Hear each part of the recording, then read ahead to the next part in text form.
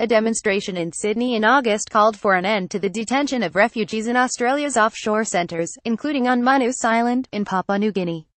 David GrayReuters Melbourne, Australia. Refugees in one of Australia's offshore detention centres who hope to be resettled in the United States have been offered another kind of resettlement, to a different offshore detention centre. Now that Washington has approved the first group of 54 refugees for resettlement, the Australian government is working to relocate refugees from its Manus Island facility in Papua New Guinea after that country's Supreme Court ruled that the centre was illegal. On Tuesday night, the authorities in the Manus detention centre posted a notice offering refugees voluntary relocation to another Australian offshore processing facility on Nauru, an island nation to the east. The Australian government has said that the Manus centre will close by October 31. The question of where to place the refugees, all of whom are men, has been contentious. The Australian government had previously planned to transfer the men to the East Lorengau Transit Centre, elsewhere on Manus Island. Refugees have insisted that East Lorengau was unsafe and that refugees there have been robbed and attacked with machetes. The Australian government confirmed the transfer offer early Wednesday. The government of Nauru has agreed to receive P.N.G.determined refugees in Nauru to await third-country resettlement, a Department of Immigration and Border Protection spokeswoman said in an email.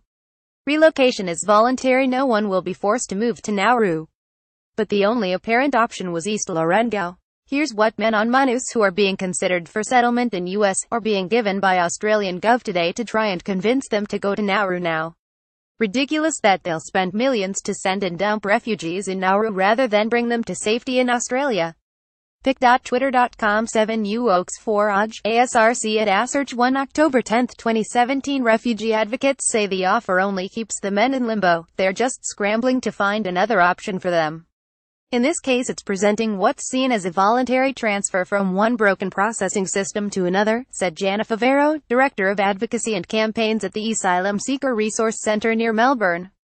A notice posted at the centre said those taking up the offer could continue their American resettlement applications on Nauru or choose to stay there for up to 20 years. But one of the refugees on Manus, Amir Taginia, said that there was confusion about what the offer might mean for the men hoping to be granted asylum in the United States. Mr. Taginia, who fled around 5 years ago, added that many refugees feared that transferring from one prison to another prison made their chances of getting to the United States more remote. He said that he had been interviewed by the American Department of Homeland Security and had started his resettlement application.